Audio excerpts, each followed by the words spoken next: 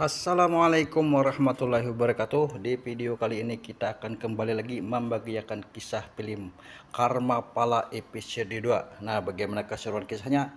Mari kita tonton bersama-sama di video berikut versi Banjar bahasanya. Oke, terima kasih.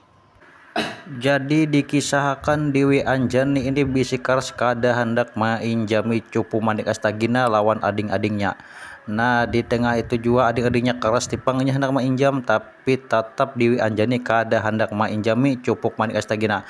Akhirnya dengan rasa penasaran kuat oleh adik-adiknya oleh Subali lawan Sugriwa, maka bubuhannya pun merebutnya dengan secara paksa dan terjadilah sebuah pertarungan di antara bertiga bading. Nah, di tengah-tengah pertarungan dengan melakukan jurus-jurus andalan bubuhannya. Nah, ada melakukan jurus salindang ikat pinggang, ada juga melakukan jurus cakar elang.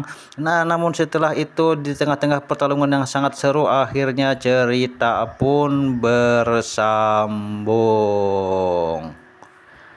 Lanjutan cerita kita lanjut di episode 3 di video berikut. Oke, terima kasih.